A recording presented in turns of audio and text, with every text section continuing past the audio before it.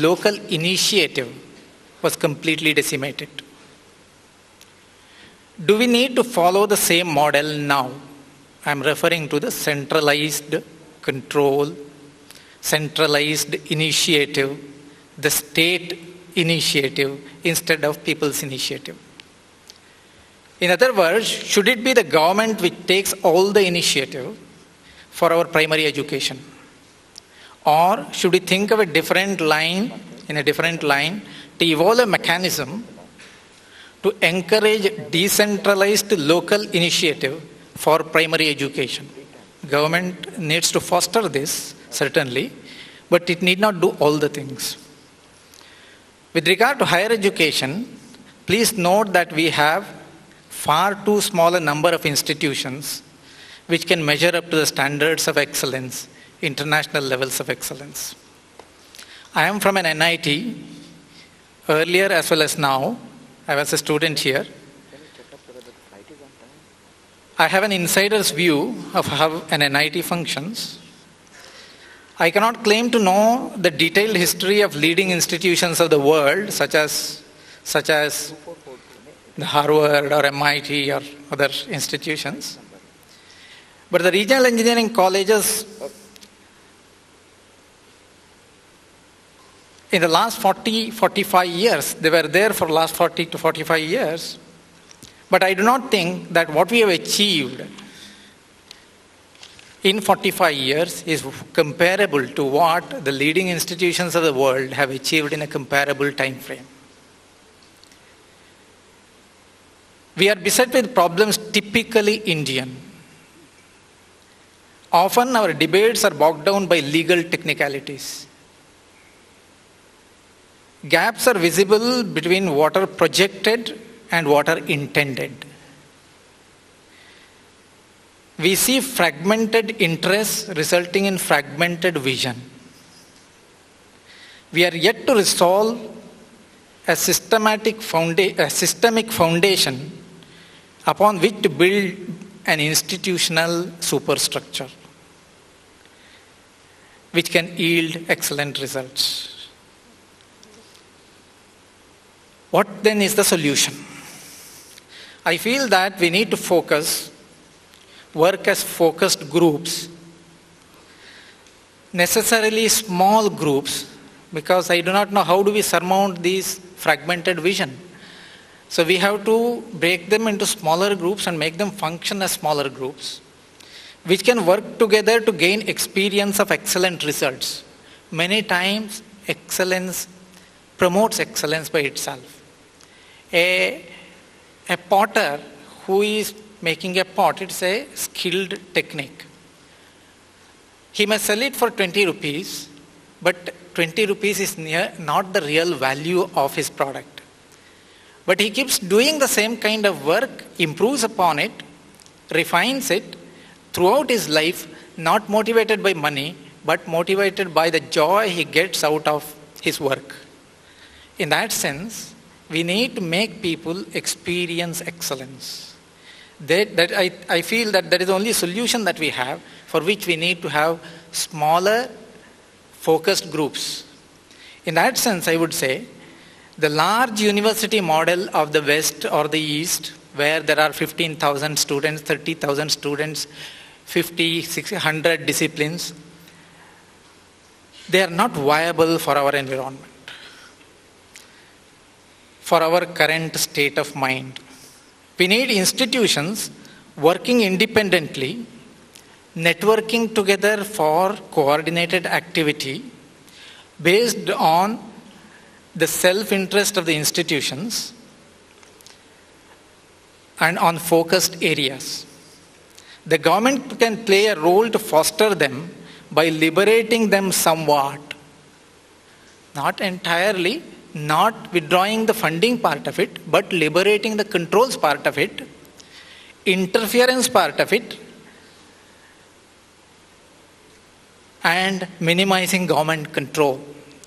During the lunch time, pre-lunch session, we had a discussion.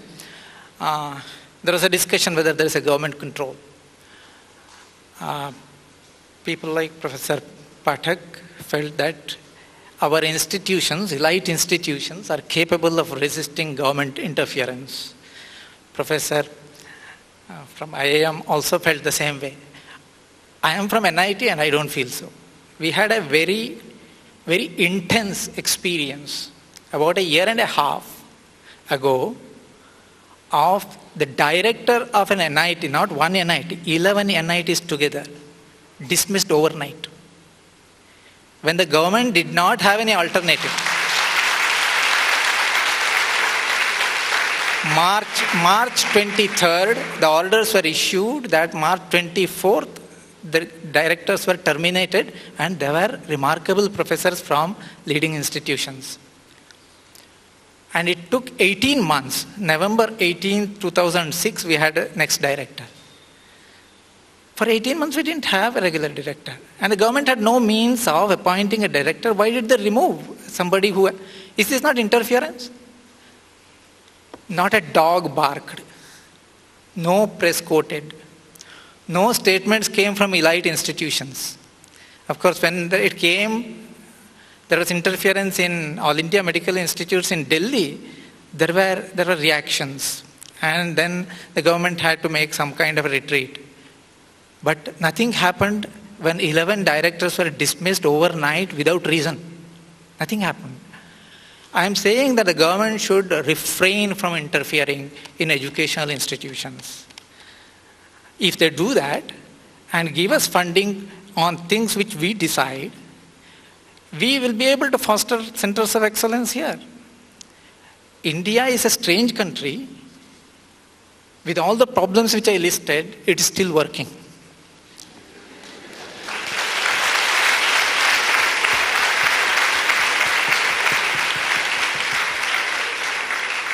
It is still working because there are dedicated individuals at all levels in a minuscule minority, but keep working in spite of the obstacles. I think we need to identify them and support them as a society, because the government will not do it. As a society, we need to do it. As a group, as an elite group or academic group, we need to do it and then move this idea forward. I think that is the only way we can progress. Thank you.